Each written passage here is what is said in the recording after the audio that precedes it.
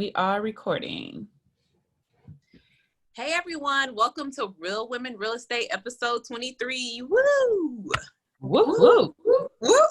Y'all, I need a little bit more enthusiasm. This is 23 episodes. Hello? 23. Let's get it. Yeah, that's big. Yay. Okay, guys, we have a phenomenal guest tonight. I'm very, very excited that we were able to get her book. Shout out to Courtney, our booking agent.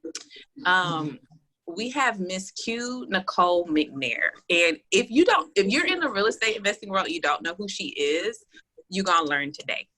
But before we get into who she is and why she's so phenomenal, of course, we have an inspirational quote.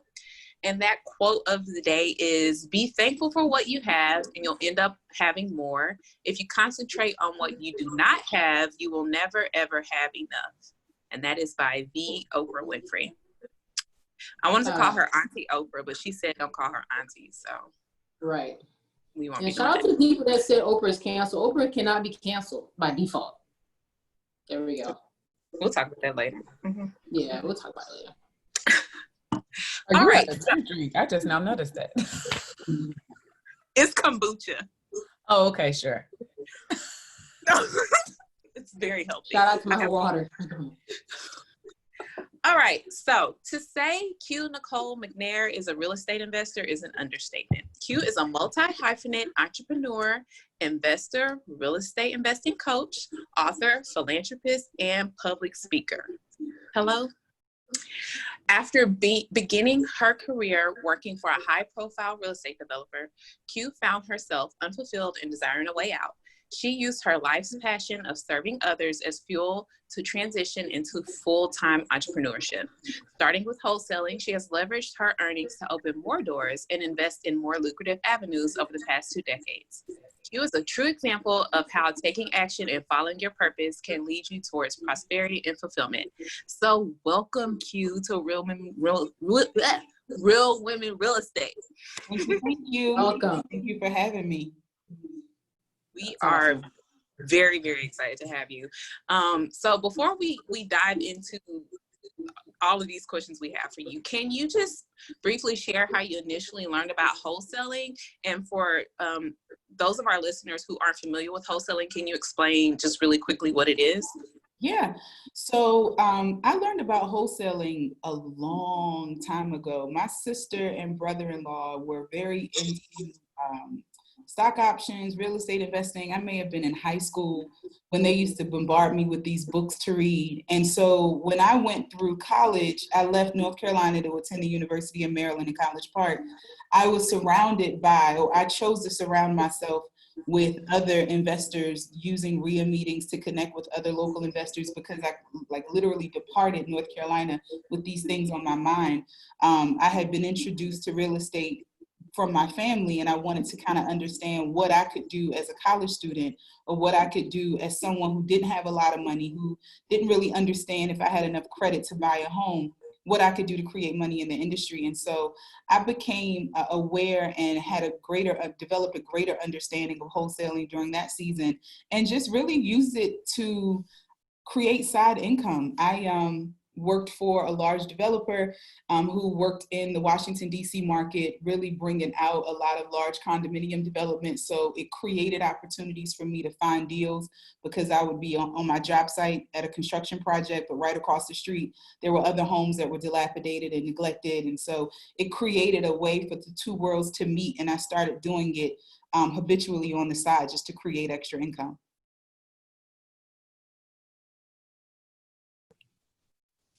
That's awesome. So you're not new to this, you're true to this. You're like an OG. And I think it's great that you what you wanted to do, and you found a way to career path into that from a very young age. That's very rare. And just really quickly, can you explain like what wholesaling is as an investment tool? Yeah, and part of the reason why I like further elaborate when you say, "Oh, you're not new this, you're true this," and I shook my head because I started this when technology wasn't a thing. Like we used to have to go to the courthouses, we would knock on doors. There wasn't a situation where we could buy lists or download data to find leads. We would have to hit the pavement to find leads. So I understood the nature of wholesaling was still back in those days, it was still a very possessive or prized way of doing real estate investing. There was a certain culture about it. It was like handshake deals. There was a lot of integrity. Wholesalers did a lot of the work, and I'm going to explain what it is, but I just want to just speak to the difference in what we experienced in the 90s and the early 2000s and what people are being introduced to now. The two worlds are, although it's the same action, they come in two different packages, I think. But what wholesaling is an opportunity for an individual who desiring to invest in real estate, yourself, myself, any individual who understands that there's value in finding property that are owned by individuals who are distressed, who have financial burdens that they can't manage, and they are successful in getting that property under contract to purchase. This individual, myself, yourself, whoever the wholesaler is able to forfeit purchasing the property, but rather assign their purchase rights to a cash buyer or in exchange for a wholesale fee or an assignment fee. So essentially you're not buying the property, but you are going through the process of researching the area, identifying what the problem the homeowner is facing, helping that homeowner see that you can successfully purchase their home, helping that homeowner understand that what they may want for their property, they may not be able to get based on the condition. And all of those negotiations result in a purchase contract that should be assignable. And when you have that purchase contract, as an investor, you don't have to close on that contract, but rather you have another option, which is to assign that contract to a cash buyer who chooses to perform, and they are able to perform and purchase the property in exchange for your assignment rights. And so that comes at a fee. And so just to kind of unpack that. Yeah, no, that was great. That was a great explanation. And I just want to kind of unpack it just a little bit. So what you're saying is, hey, you're not actually going in and selling the home, but you're finding someone that actually is in need, and you're actually having that person assign the property to you, and you go out and facilitate the sale. Yes, and also in the process, you as a real estate investor are not positioning yourself in this transaction as a service provider, but rather a principal, which means that when I go and I speak to the real estate, to the distressed seller, I am going to them as an interested cash buyer who is going to also exercise the option of assigning should I choose, so that it doesn't at all compare to the process of being a real estate agent, where you're going to a seller and you're saying, hey, I can sell your home. This is the amount that I think your home would sell at. Let me sell your home. In essence, a wholesaler isn't providing a service as much as they are positioning themselves to own to leverage a contract that they have the rights to, and then they are assigning that contract for a fee. So that's very important. I think a lot of people, when they think about real estate investing, they think they first have to get their real estate license, and they're like, is this even legal? And to your point, it's about how you position yourself. Right. And guys, if you're listening and you still aren't sure about wholesaling, we have episodes about wholesaling. I'm not gonna spend a ton of time. We just want to make sure you understand why Miss Q is so skilled in what she does. So, and it's so fun. You know, what I fell in love with wholesaling was the fact that my first wholesale transaction, I helped a person who was dear to me really lift the load of a pre-foreclosure off her and her husband's shoulders. So when you become habitual in wholesaling and it becomes your way of producing income, you really are able to tackle some problems that sellers are facing, and they feel very exhausted from just not knowing any other route other than selling their property. Like, what else can I do other than let an agent sell it? Well, sometimes property owners can't afford to let an agent sell their property. If they're upside down in their mortgage and there's no equity left in the property, then who's paying the 3% or 6% of the agency fee? So wholesalers get to really solve problems. And that's what I love about it. Back in the day when we were taught to wholesale, we were taught the essence of protecting the relationship with the seller, because these sellers are coming to you with really, you know, not confidential information, but they're off-market properties for a reason. Not everyone knows that they're on the grips of losing their home. And so we were taught to handle things delicately and swiftly. That's how you get wholesale deals done. You get all of their information, you tell them up front, this is what I'm gonna need to know. You just gather as much as you can on the front end. You perform, you go and you get someone else lined up, you get it tightened up, get it to a title company and get it sold so that you can relieve the seller of the burden, but also your skill set is proven in how discreet you can be and how swift and clean the process can be. Yeah. I love that. And I think it's important that you come in and you say that we're lifting the burden off of people, because oftentimes wholesalers have this reputation as there are sharks in the water coming after somebody that is desperate or that is in need. And that's not necessarily the case. Yes, those are their culprits out there, but they're out there in any profession. Absolutely. You know what I mean? That's not just the wholesaler. There's realtors out there that are sharks, you know, in the water for sure. So that's really important that you said that, you know, you found a niche and that you're helping people. Absolutely. You're helping people in distress, right? So I love that.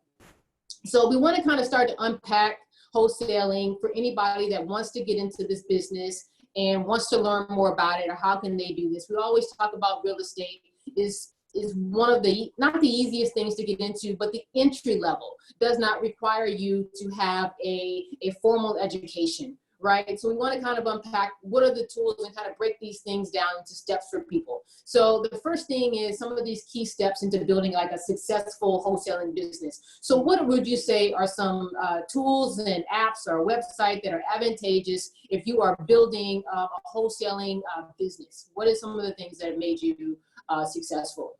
I think that community, first and foremost, is important, because one of the things that you will realize is that there are no two real estate deals that are the same. So you begin to leverage the shared knowledge of people who are more experienced or out in the trenches facing problems in the climate that you may be, you know, working in the real estate industry. So community first and foremost is important, because for most people who start off wanting to wholesale, they're doing this in addition to another career or another trade or profession. So remaining committed until you get that deal under contract, sometimes that community can assist with that.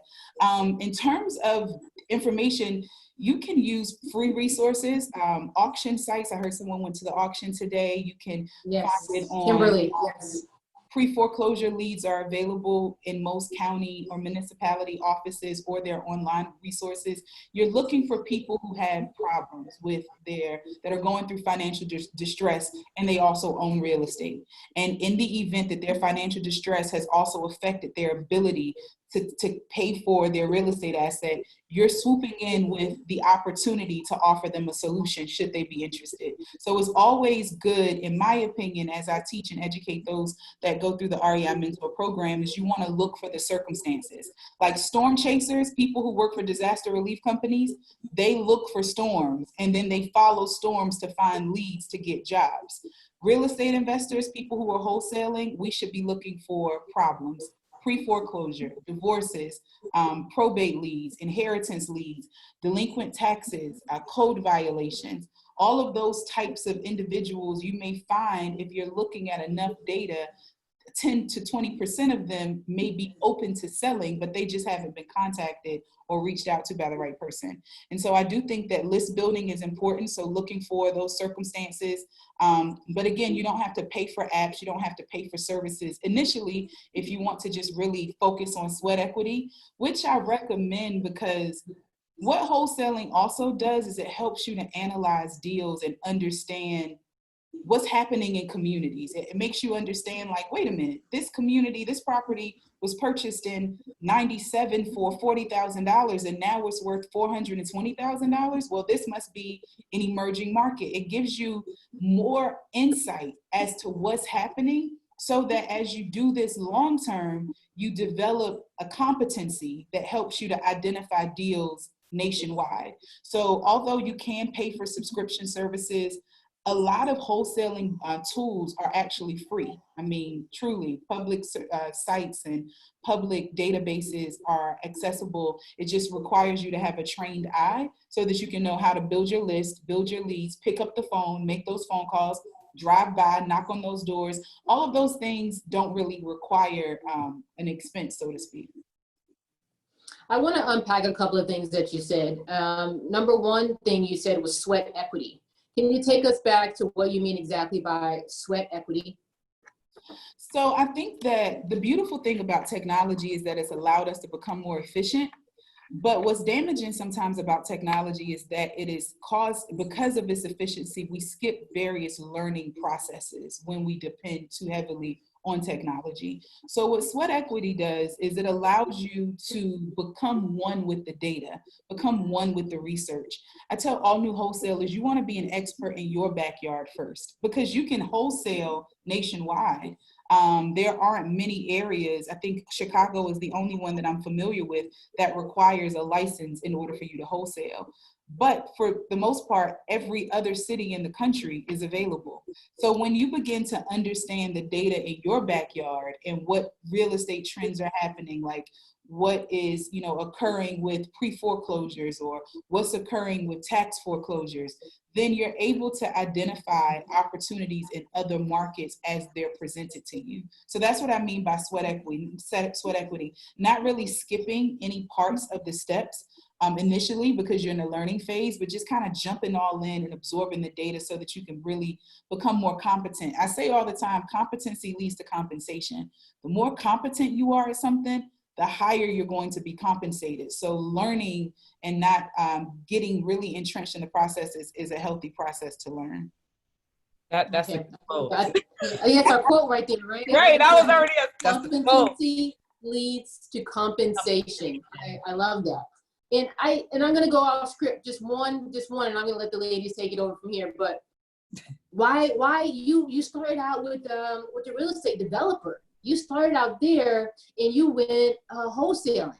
Without bashing my profession, why didn't you get a license? What made you go this route? Because a lot of these things you can do as a realtor, minus you will have a ton of fees to pay for. But tell me why this was your niche.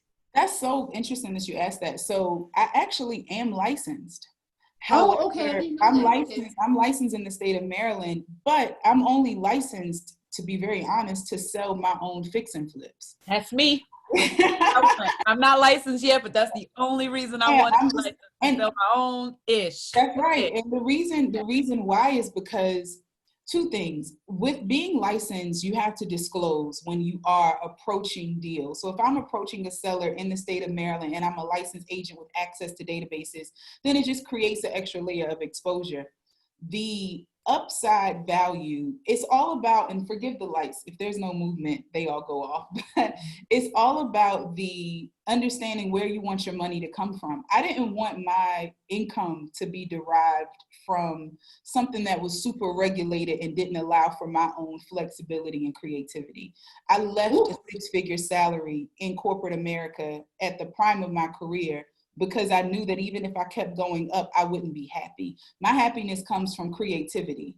And so what I love about being an investor is that I've been able to create the revenue that generates my lifestyle, which gives me more freedom to live the quality of life, to live life on my terms, whatever I consider that to be on my terms. So that's primarily the reason why I didn't choose the agency profession. I have the agency license for the purposes of saving money as I sell my flips, but the profession, I really didn't mind charting my own path. I got chills. We have one of those leaving the professions. Her name is Eboney. And this is why, honestly, this is one of the reasons why I'm very excited that you're here, because I'm kind of all over the place. And so like hearing you say that was just like a light bulb. Like Courtney said, I got chills. Like it's so spot on. Like you are literally creating your own freedom. So okay. I'm taking that for me. So kind of back to wholesaling. So what are the risks to wholesaling, and how can you proactively avoid them if you're getting started, or if you've been doing it and you maybe have some blind sides? That's a great question. I think that the two of the biggest risks, first of all, is to make the right offer, because the offer that you offer the seller becomes like this price guarantee that everyone hangs on to. The seller's going to expect that number at settlement. The buyer's going to expect that that number is a good number for them that could also benefit you in a wholesale fee. And so one of the ways to prevent over offering or ensure that you're qualifying your offer is to really, beyond education, because it is important, although it doesn't require a license to be a real estate investor, it is very important to be educated. I use a template or a formula that we use for all wholesale deals so that we can just base the information on market data, not emotion, not what a person feels that their property is worth, not the value they feel that's in their property, but true market data. And so that's very important, is really developing your offer and maybe speaking with professionals or mentors to understand how you're developing your offer to make sure that you have a sound practice that could work in any state, that could work in any environment. The second biggest risk is having to buy the property. The whole role of wholesaling is to not have to purchase the property, but rather be in a position to assign your rights to purchase the property for a fee. And so one of the things that I use and I teach, and we provide templates in our program, it includes what's called a general contingency period, which allows me an easy out in the event that I place a contract on a property and they accept my offer. I give myself a window of time in this general contingencies period. It's an inspection period that allows me to exit if I need to, but this exit period also gives me an opportunity to market to see if my numbers are solid, if anyone wants my deal. And if I find that no one wants it within that period, then I'm able to kind of, exit out of the contract penalty free. So I think that really the 2 points to take from that is really surround yourself with the right qualified individuals to help you understand your estimation process, or what you should price your properties out at, what offers you should make. And secondly, have an attorney work with you to develop your contract so that when you are making these offers, you have an exit clause that suits you, because every person wholesaling is doing this so that they don't have to, for the most part, pay a lot of money to buy a property or credit. And if you don't have the right exit clause, then you can be forced to purchase if a seller holds you to that. Wow, I did not know that. Thank you for sharing that. No problem. Right. So since you started out with wholesaling, how has your real estate investing approach evolved? That's a great question. Thank you for asking that. It's evolved quite a bit. I started wholesaling, and in 2014, I transitioned into full-time fix and flipping.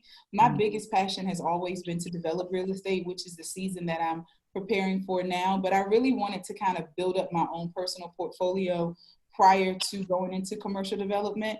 So in 2014, I started with fix and flipping, which I've done a number of deals in the DC market and the Charlotte, North Carolina market. And as I was able to kind of create a level of proficiency with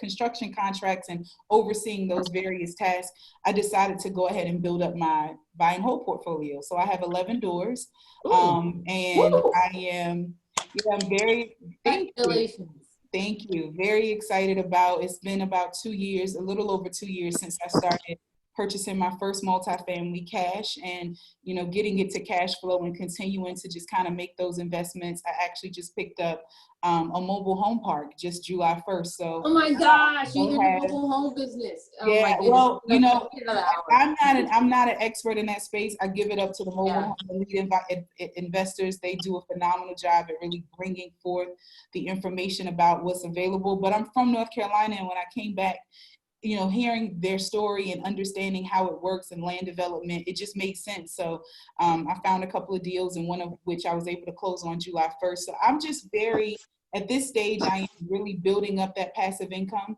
But in terms of how my business has expanded, or my approach has expanded, I kind of cover all three strategies now. I still consistently wholesale. I have a small wholesaling team. We, are virtual.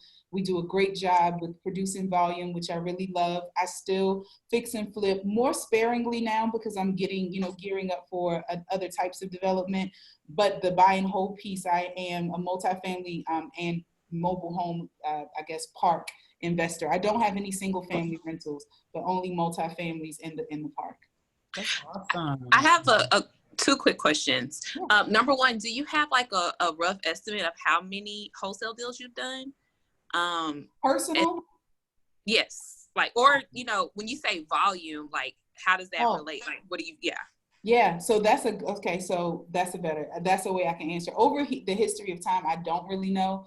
I just actually tried to answer this question for another person the other day. Since my first deal that I did in 2000, my compensation was $7,500. I think I've done personally, for the first couple of years, I was doing like 1 or 2 deals a year because I was getting them at a larger pace. But then as of the last 2 years, I've probably done about 3 or 4 deals a quarter. Which is kind of like where we are in terms of our wholesale volume. And that's low. I see Eboney's face. I feel like I'm moving at a snail's pace compared to some of the people out here that's, making it happen. But I am not because I am very much so focused on my career of being a developer, I am not the aggressive wholesaler because that's just not my, I love it. I think it's a phenomenal way of helping people. But it wasn't my end all be all from the beginning. It's kind of low-hanging fruit, right? Yeah. I'm like, no, the reason why I got so excited is because, and Kim can attest to this, I have a love-hate relationship with wholesale deals. So with like building the system. Put your hands around their neck. Like you gotta rough them up. Yeah. And it's crazy because it's hard to see wholesale deals that we try to do, like people we tried to save. Ebony and I just saw one that the family didn't listen to us and they foreclosed. And it's one of those that we were like, we were really trying to help, and here you are, someone got your house for pennies and it's now on the market for a lot of money, and that could have been, you could have had a piece of that pie, but instead y'all were like, nah. could not get it together, and it was really frustrating because everybody lost in that situation. Yeah. How do you establish yourself as credible when you're coming door knocking and you are making these phone calls and you're kind of getting out there sweating? How do you establish yourself as credible? Because one thing about a licensed agent, which I call a wholesaler a realtor without the license for the most part. But, and I also just want a quick note that I got a loan officer that told me that they're going to start listing wholesale deals on their loan website. So this is going to be a game changer here in California. But I want to know, how do you establish yourself as credible so that you won't have these people kind of walking away and you're kind of looking like, I told you so? Yeah. So 2 things. I'm going to get back to something that you asked me earlier about systems and what to have in place, because I have a dialer system that I swear by. And I thought about that when they talked about, just the story, because when you're dealing with wholesaling deals, you're dealing with families and their stories, and you become engaged. And so what I love about this dialer system is that it keeps me efficient. So it keeps me moving forward to the next deal. And I think that those types of tools are very important so that you don't get too caught up, because you can develop a very love-hate relationship with it if you are, I try to get in and out. Like, do we have a deal? Yes. If we don't have a deal, no, I have to put you in like a different category. I'll come back to you in 90 days. Because if not, when you're dealing with wholesaling on a very intimate level, you follow the same roller coaster as the people who you're trying to help. And they need you to be their leader to get them off of the roller coaster. So sometimes I just use technology to kind of buffer me between me and the seller to help with that until I know they're ready. But to your point, how do you really, work to make sure you're credible? I think that competency just sells. When you're able to overcome objections when you're able to, you know, help them understand that what they're feeling is something that someone else has felt, something that you may have felt, then you're able to, it's all about building rapport with the seller. So if I'm knocking on a seller's door, how do I differentiate myself from someone who's just passing out a flyer? When I begin to say things that reminds them of the fact that they're talking to someone who actually knows what they're going through. You would be surprised how much people will continue to share with you about their problems when they understand that you understand their problem better than they do. You know, I've had a situation where a woman was caring for her husband. They were both elderly. She had never paid the bills before. She was overwhelmed taking care of her husband as well, making sure that the house payments were being made. His income was lost, so she knew that they couldn't afford the home anymore. She just didn't know what to do. And what she did know to do was to continue to be a wife and care for her husband. She never had to worry about the bills. And so when we first started the conversation, she was skeptical. You know, it's like, who are you calling me, telling me that you know that I may be in risk of foreclosure, or whatever the script was that was used. But when I started to share, when she opened up and said, you know, my husband's been ill for almost 6 months. I don't even know what the bank is calling. They're sending letters. I don't know what's going on. When you're able to start helping people realize, okay, I can help you sort through it. I can help you understand what's happening. And I also can likely help you find a solution to the situation if you're open to considering selling the home. Then you give people a chance to see, it's okay for me to let my guards down. It's okay for me to be vulnerable. And I think that that's how you establish trust, and trust lends itself to credibility, because when you're able to perform, then you become more credible. And the performance isn't just the property selling, but even returning the phone call, providing the information that they need. It's like step by step. When you continue to show up and you exceed their expectation, then you build up that credibility over time. Okay. Yeah, that's great. And then in this instance, it wasn't exactly that. We had the credibility of one brother, but it was three. Oh, no, listen. Yeah, so, you know, one of those moments where it was like, one brother was like, no, I've been down this road. I'm going to do it myself, blah, blah, blah. I'm suing everybody. You know? And it's like, okay. I get it. There was a deal in 2000, and I think it might have been 2016 or 2017. I'll never forget this deal, because we were supposed to go to closing the Monday before Christmas. And I just knew, oh, this is my Christmas gift to myself. It was one of those deals that kind of like came up without me really having to work hard for it, because I was in the industry. Someone called me and said, hey, I have this deal. You have a buyer. I had a buyer. So it was like a wholesale deal. And it was set up so perfectly. My buyer loved it. He was planning to convert it into condos. It was a huge spread. I mean, I think we were each walking away with $75,000. It was just going to be a great deal. And then I found out that because I didn't initiate the deal with the seller, I brought the buyer to the table. The buyer who put the earnest money deposit up, he actually wired the full amount to buy it to the title company, and was just like, whenever you guys are ready to close, I'm ready to close. So we had it all wrapped up, with the exception of the wholesaler, who did not ask the family members to elect a representative in writing so that that representative could be the voice for the contracts. We found out as we are approaching settlement that there's a brother who was locked up, and the brother who was locked up was mad that his sisters and brothers hadn't come to see him in a very long time. And he said, I could care less what we can make. I'm not signing anything because you guys haven't put money on my books. You haven't come to see me. And it was like a real thing. We had our attorney go to the jailhouse to see if he would be willing to compromise. They were willing to offer him $25,000 more from what, you know, they were splitting with the equity. And he was, based on principles, like, you know what, I'm not signing anything. You guys think I don't care about it. And that's exactly what he did. And so all my commissary, where my commissary at? And that wholesale deal fell apart. So I feel your pain. I totally feel your pain. I'm over here breathing hard. Like, I couldn't imagine. I could not imagine. I'd quit. I'd be like, you know what? I don't do this no more. Y'all got it. I'm done. Exactly. Yeah. He said, put something on my commissary. I don't care nothing damn about that. About that deal. And he was going to make over $100,000. And he was like, wow. So whatever happened with that deal? Well, I don't think the family ever sold it. We followed up in a couple of months and they still were kind of like going back and forth. There were Just a couple gotta walk away. right. Some of them wanted their parents. So there were the siblings who were the people who inherited the property, and then they had children, and those children were living in the property.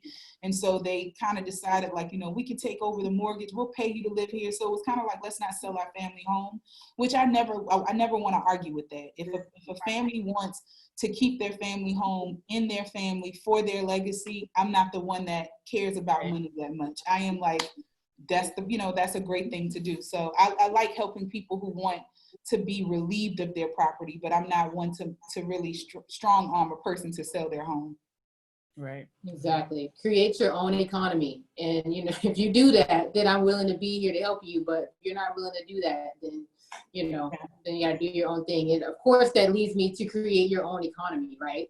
So this is what you recently hosted, a live about create your own economy. And just talk to us about what that means and why that's so important.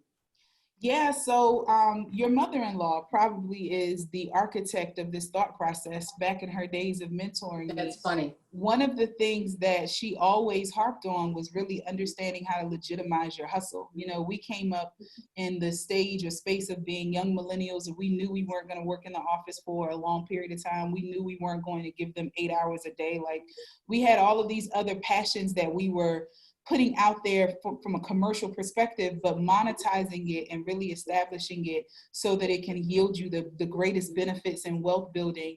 A lot of the previous generations is what, who told us about, like, kind of tightening up our business practices.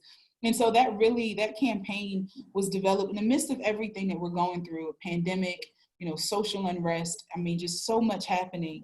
It is hard to be dependent on an institution to provide your livelihood when you don't know what all that means in terms of what you're exposing yourself to. I think about teachers right now who are forced to consider, am I going to go back? Am I going to teach? Am I going to teach in an environment where I don't know if these families have been socially distancing? Am I going to expose myself and my family? And if, a person with the skill to educate was able to really see how they could package that skill and use it in other platforms to yield the same results, monetizing their skill, then it leaves them with more options. And so create your own economy is really about removing the excuses and monetizing our skills. Whether you are a carpenter who can create extra income on the side building things, then why not create the entity? Why not open up the business bank account?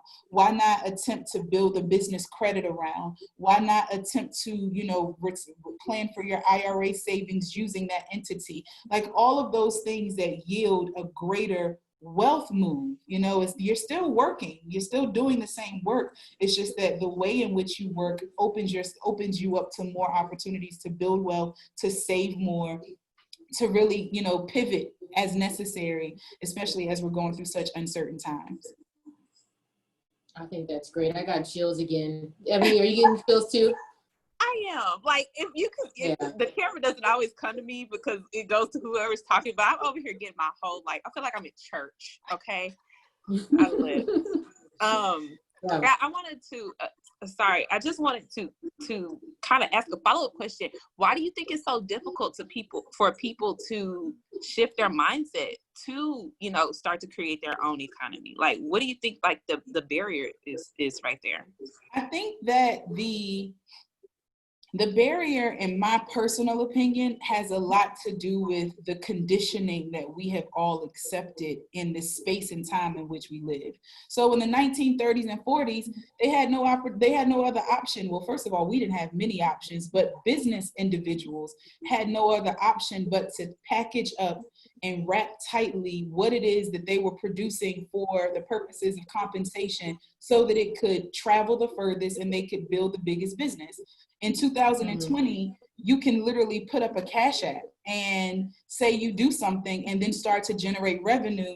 And it happens so fast that you forget all of these other steps that could make that revenue source a legitimate path for you to create your own freedom. And so I think that we've just gotten away from some of the just the structure and the practices of just kind of going through and building a business with a solid foundation so that it doesn't become like this hustle that we do for a couple of years. I had an accountant tell me a long time ago when I started working professionally, and again, I was making 6 figures at a young age. So I had disposable income and I was doing all of this stuff with my disposable income. And he said, you're going to realize soon that every business that you start, you have to pay to start it. And if you're not going to carry it all the way out, then you are going to be wasting $5,000, $7,000, $10,000 over a 2 to 3 year period to do what? Right? To not really do it seriously. And then in 3 years, you're going to do a different version of it. At some point, you have to like legitimize it and build upon it so that it can be the very thing that could be the difference of you investing $8,000 a year or $56,000 a year into your retirement account. Like, let it be that difference for you and your family. Don't let it just be a way that you create income. So I think that sometimes we have this immediate result, like nature that we live in right now, like microwave results, like, hey, I braid hair. Let me put up my Cash App. And there's nothing wrong with that. I'm not hating on anybody's hustle. The Create Your Economy series was all about seeing that you already have something. You're already doing something. You are skilled and talented with some skill. I mean, I had a young lady who reached out to me. She's a content creator. And she said, wow, I watched your series and I thought that, me having a PayPal account was enough. Of course, she did. And she had every right to. She's a content creator. She had a website. She asked people to pay her through PayPal. And that was the way that she was managing her business. She had never really no one had shared with her that you could take it steps further.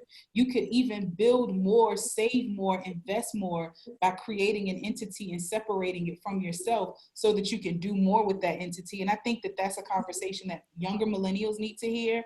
And just the reason why we've gotten away from it, to Ebony's point, is just that we are in a microwave society. We just want, a lot of people just like attention and money. It's just kind of like, oh, well, give me the money, give me the attention. That's all I need. And it's not. I mean, we just watched the federal government give out billions of dollars to business owners and give out $1,200 to individuals.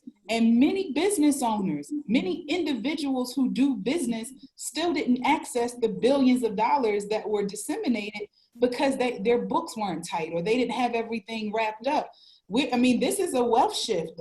Whether people realize it or not, this is really a shift. And what I'm saying about creating your own economy, that's what it's rooted in. Make sure that you can play on every level at any given time. I think that's just very important. I love that. And I think it's so important just to unpack on some of the things. I love that you mentioned first, number one, the 1920s. And I do want to point out that Black Wall Street was in the 1920s. And when we did start to develop our own economy and our money did flipped, I think I want to say it flipped 6 times before it left Tulsa. It was bombed. So yeah. I do want to mention that when we did have that initiative in that business that, they dropped bombs on us. Right. And so then the other thing I wanted to just kind of talk about was just that kind of that microwave economy, or just that microwave just mindset, or wanting to have everything quick and not have that delayed gratification. Yeah. Is just that Instagram culture of seeing, the flash and seeing the best out there and not really understanding that it's an app. It's an application. That's all it is. Snapshot of their reality. And because I'm a real estate investor, all we do is investigate. So we see the pre-foreclosure, we see the bankruptcies, we see the quitclaim deeds, and we see all of this messy behind the scenes where it's like you purport this life that's so easy to live, but clean books is, to me, wealth. Like that's it. Anytime your books are clean, anytime everything is really clean around you, I think that to me speaks to a peace of mind that comes along with prosperity. That's what wealth used to be. People who I admired in my years of growing up who were wealthy, like the superstars and our big stars back in those days, they walked around like they walked on clouds. They didn't really have Whitney Houston. She may have had her challenges, but did we ever expect to see Whitney Houston go broke a day in her life? Like, we just never expected to see certain things, even, controversial as it is, Bill Cosby. Bill Cosby, although he is in the circumstance that he's in from a wealth perspective, those individuals, those African Americans who made it in the 80s and the early 90s, Michael Jordan, they kind of showed us that wealth equated to peace. It was like, I'm wealthy, and so now I don't have the same. It's like today, our children are looking at individuals who are wealthy based on social status and snapshots on Instagram, but they are not, it's just so much disorder. And it's just kind of like, well, where's the peace that comes along with all of this money? So, exactly. No, I love that. And then, you talk about wanting to spread yourself out. It's almost like finding your purpose. God gave you these natural abilities, and he didn't give them to you, or he didn't give them to me. He gave them directly to this one person. So use those things that make you who you are, make you good at, and then use that to make money. That's how you find your purpose, right? And so talk about that in terms of what you've been able to cultivate and what you've been able to build and how you've been able to live your dreams and invest your wholesaling business into these other ventures, such as your trucking, such as your cannabis. Talk to us about these business ventures and what you're learning. So I've always been the type of person that I can't focus on one thing because I just don't feel that I'm operating at my best. It's like you have to read 2 books to really feel what one book is really saying. It's like that type of personality. I'm the same way. Like in terms of purpose, I identified early in my career that my purpose was to mobilize and empower others. I've always known that. I started a nonprofit organization which your mother-in-law helped me to really build out the teeth for, be global. Shout out to Brenda Harrington. We keep mentioning we're not big enough for Brenda Harrington, but shout out to Brenda. You got to be a big dog for Brenda Harrington in order to get her exactly. On. Sure. Brenda, she curved me quick. Don't think she didn't. It's okay though. We'll get there. She likes a low profile, but one of the things that I identified is that what gives me the most joy is helping people and kind of mobilizing and inspiring others and kind of empowering people to make moves. And so when I became a real estate investor, I knew that with investing, I would be able to create a freedom from corporate America that would allow me to pursue my dreams.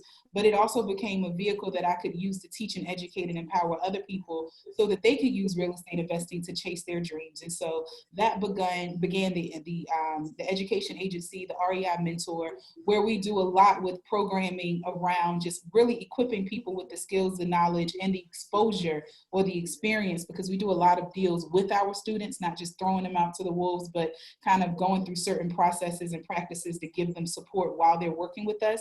So that was something that kind of, has been just throughout. There's a thread, I guess, in all of my businesses where I am empowering and mobilizing. So the same thing with the cannabis industry. I am a big fan of the cannabis industry, and I've been for a very long time.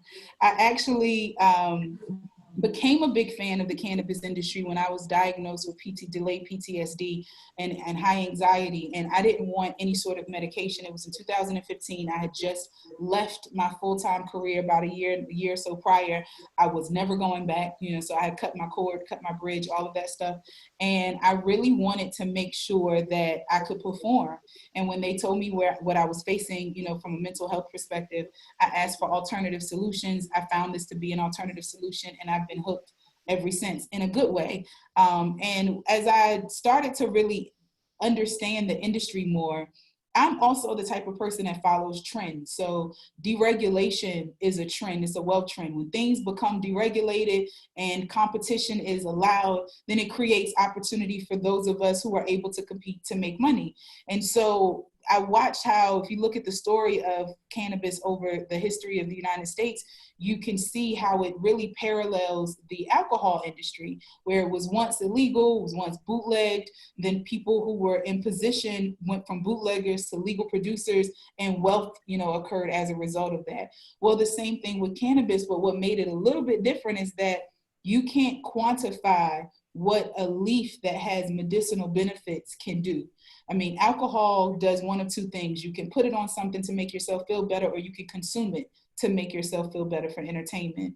But when it came to cannabis, that wasn't the case. You can actually, it goes into so many different spaces: entertainment, recreation, medicinal. And so I wanted to position myself to be a part of that space, because I am just because of my business experience, I don't mind taking that type of risk and being somewhat on the front line of those controversial industries, but really so that I can, really introduce or open the door for more African-American women, especially. So with our whole hemp company, we actually have partnerships where we are working with other female business owners who are using services and products that they want to include CBD or cannabis in, and we're supplying them with the cannabis to do so that they're able to grow their businesses. So that kind of leads back to the trend of my purpose is to kind of educate and mobilize. We're doing that through Whole Hemp. And then with the trucking company, just another opportunity to provide income and opportunity for others.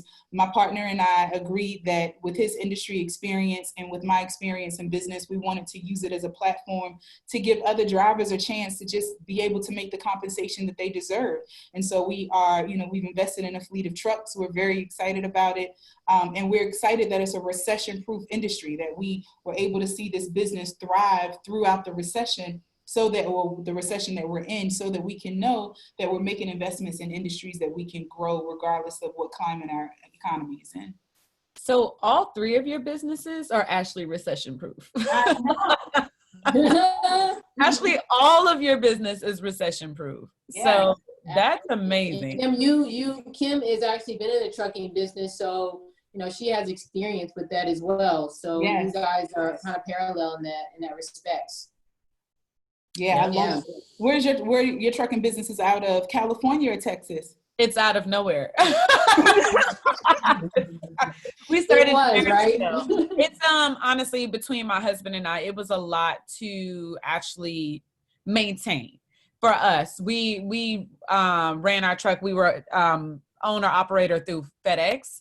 And so it was hard for us to maintain that, dealing with the drivers, just because drivers they are a different breed. Yes, there you go. There's not the corporate, it's not the same like, oh, I'm gonna give you this 2 weeks. It's come pick up your truck kind of thing. And it was hard for us, we realized, to try to build a family with that going on. So we put a halt on it, and then eventually we just kind of was like, you know what?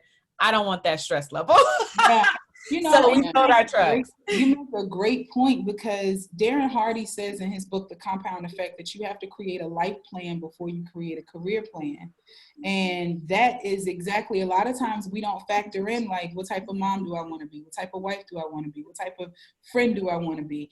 And those are the questions that you have to ask yourself before you bite off, right? This responsibility, because where trucking and construction are similar is that there's no HR department for many of these guys that we employ. They are vocal and they don't follow standards. It's like you have to be ready for that, because for those of us who come from a corporate background, we expect things to follow a certain order, right? Like you give us a 2 weeks notice, or you give us a 30-day notice, or you take care of the equipment and you make sure. Truckers don't care, like we had someone that hit the truck the other day, and he was like, man, I'm so sorry, but I gotta order that I called in early. I'm just like, the police are on there. Like, you're gonna leave the scene before the police come. But again, it's just like, what can you do but protect yourself in the industry? Right. Yeah. So that actually brings up a bigger question, like how Kim pointed out some of the pitfalls or risks that she ran into. What would you say that you're learning from these two industries? I would say, both cannabis and trucking from an investor standpoint. Like, what would be like two big takeaways that you have from participating in those industries? I think that the biggest takeaway, and I would just recommend, this is just my general recommendation for anyone that is endeavoring to truly be a multi-hyphenate and kind of build in multiple spaces, is that you want to make sure that your main thing, whatever that main thing is, can support its business and the discretion, the disposable income that's needed to float those other endeavors until they're profitable. A lot of times people will start start businesses and not really know how much startup capital is needed. And startup capital isn't just for you to buy the product to sell or the equipment to render a service, but it's also for you to keep your lights on, because if you're pulling from one pot to put into something else, then you need to know how quickly that other pot is going to be able to pay you back. So I think that what I will say is the biggest lesson is just know how much capital you have and how much life that capital will give that business, so that you don't run in without proper planning. Like, we wouldn't, starting a trucking company with all of the heavy expenses that come along with trucking, I think it's very important to have like 1 year in the bank so that you can at least know that you can go through the bumps and the bruises without feeling the sting. Same thing with the cannabis industry. You know, it's costly to plant. We have multiple acres and greenhouses that we grow in. And so all of this costs, and it's agriculture. So there's a harvesting process, so it doesn't make it immediate. So really having the foresight to know what is it that I'm gonna need in the bank to carry these expenses, so that I can at least run through a cycle of what it means to be profitable, so that I can know what I have my hands on. I just think that the biggest impediment that most people face is not having the freedom to think through the problems, because the financial considerations become too challenging, that it's like, I got to deal with the problems of a startup, and I have to deal with these extra expenses that I didn't necessarily know that I would need. And so it's all overwhelming. So I'm just like, forget it. Where I am the type of person that likes to kind of like, what's the 1 year expense for this? What's the 1 year expense for that? Let me pay all of that up front for the first year. Then I can get in the game, because now I can just play and I can just see like what works, what doesn't work. Let me throw something against the wall, see if it sticks, see if it doesn't stick. And none of it hurts me, because you giving yourself that room to kind of like learn and grow. I think that's probably the biggest thing. It's just not to prematurely invest in something that you don't know if you can carry it out, because the initial investment is normally expensive. So you don't want to waste that either. And you have that passive income. You know what I mean? I knew in June, I remember it, in 2019, John Boehner was Speaker of the House, Republican staunch against marijuana. And all now of a sudden, he has a marijuana business. Yeah, now he's on the board, and you were like, okay, something's happening here, and that was last year. And then you have, all of us, all of our men and women in jail right now that can't participate in this business, but because they were on the forefront of this business, they can't invest in it. They've carved out a niche where only a certain person can even get into this space. So I just think it's incredible that you have taken on this industry, and then you're coming at it just like a boss. Thank you. I'm actually just making sure that my computer doesn't go out. So give me 5 seconds. That's okay. We'll No, thank you so much. And to your point about that, I have a brother serving a federal sentence, a 17-year conspiracy sentence. It doesn't even have any hard charges. I remember going to his sentencing hearing in 2006 and crying, because the only thing that the judge could say is, oh, you have priors, and your priors included marijuana. And so it's like the combination of the charges that are now legal for most, right? Along with the statements that were written against him, it cost him 17 years of life. It cost us 17 years without our family.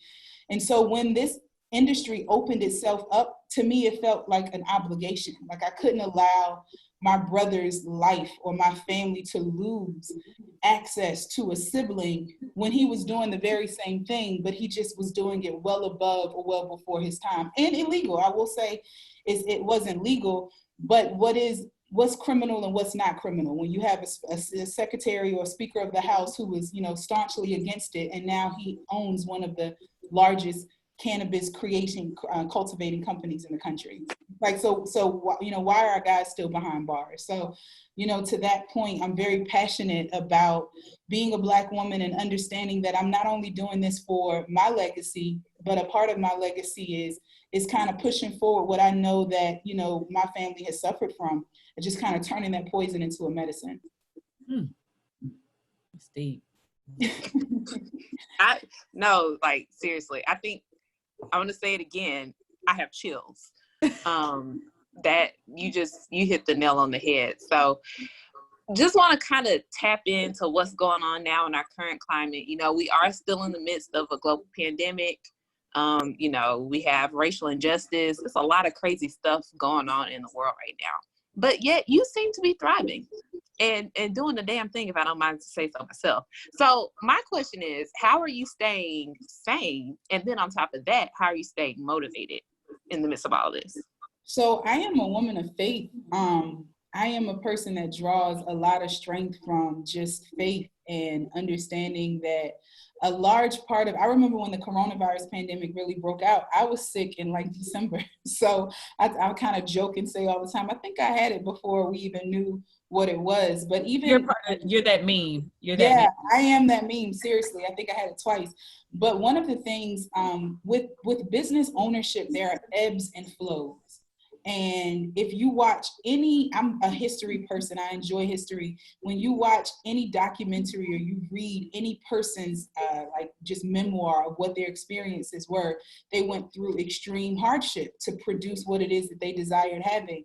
And so I kind of have always read those types of books and listened to those stories and been inspired by those stories and kind of pulled from what those individuals have done and just incorporate that into my life. So I've gone through hardships in business prior to this pandemic that probably prepared me for this pandemic.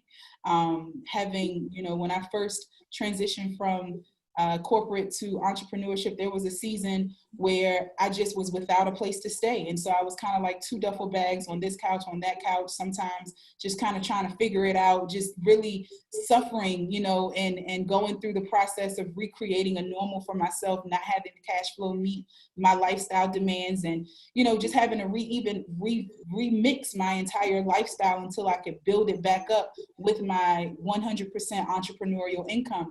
So all of those inconveniences, I think, prepared me for a season like this to understand that you have to just keep one foot in front of the other. So I am big on regimen. That's what keeps me sane. Regimen. If I can do the same thing every day, then I can quantify what I'm doing and I can make sure that my output isn't like, it's not contingent upon like external factors, because that's not, one of my biggest affirmations is I'm a woman of champion habits. So champions can't just be champions when they feel like it. Champions have to be you have to perform if you're a performer under any circumstances. So I've trained myself professionally to perform. Like, I'm very big on performing. I hate group projects. I hate group sports because it takes away from my ability to control the performance. But I am a person that really likes to make sure that I don't allow, just circumstances, things that are temporal, things that could change. I believe in just kind of being very steadfast with my regimen and then pivoting as necessary to make sure that I stay, in the fold. So that's what I've been doing. When the pandemic first broke out, within our REI mentor community, I was able to bring on a good friend of mine who's a personal trainer. He worked us out every day. We were doing, we did a 1 of 50 wholesaling challenge where I helped a bunch of people get wholesale deals on the books, because this is a season where wholesaling is great. When people have extra land and extra homes and they're wondering, what their retirement is going to look like, they'll liquidate other assets to survive this season. And so if you're a wholesaler, this is a great season to pivot into and to understand how to help people who have those additional assets to sell. So that's what I've done. I've just been very consistent. I started a fast right before this pandemic that kind of just really helped me to kind of build up my faith. And I'm a creature of habit. And as long as I have my regimen, I feel safe and secure. It's when my regimen is thrown off that I'm just like, okay, so what's going on? So that's me. That's so me. Random question. What time do you wake up? Oh, so I wake up like 5:36 every morning. Are you the same way? Yep. No, I'm trying to get there. Oh, same. The last 2 days it's been 5. But and what time do you go to bed? I'm consistent around 10:30. I shut down. My body literally shuts down. Yeah. What was there like a book that you read that inspired you how to build your habits or like your regimen, or did that just come like out of trial and error for you? A combination. So I'll probably reference Brenda a lot in this podcast because there's not many people who know Brenda in my life, but Brenda's probably one of the most influential figures from this period of life that she was a part of kind of developed the foundation for who I am now. So I used to wake up, books, I used to read books Pour Your Heart Into It by Peter Schultz, I think, the guy who's the CEO of Starbucks. One of the most amazing books that I read while Brenda and I were working together. There's another book that I read, I forget who it was, but it talked about how the guy who owned Walmart, Sam Walton, he woke up every morning at 3. He was at Walmart by 3:30. And by 11 o'clock in the morning, his day was done. So I spent a year, Brenda will tell you this, where I woke up at 3. I had a trainer to train me at 3:30. I moved next door to our office. I was at the office by 4:35 a.m. and I would work until like 1, and then I would have the rest of my day to build out the nonprofit organization that I was working on at the time. So like all of those, that was the trial and error. Like I would read stuff that people would do, and I would be like, so I wonder what would happen if I did it. And then I would try it. And then of course, if it didn't fit or stick with my like natural habits, it never stuck, but the principle of it remained. So Pour Your Heart Into It, the compound effect, the science of getting rich is very a Bible to me, a business Bible, because it really helps you to understand that throughout time, the process of producing wealth hasn't changed. The vehicles have changed because time has changed, but the actual process, turning a thought, like a random glob of energy into a thing, has been the same alchemy formula or process from the beginning of time. So reading books that predate the society that we live in, that hold those types of business truths, is kind of like how I've created my own understanding of what works and what doesn't work. Okay, that's what I needed to hear. Thank you.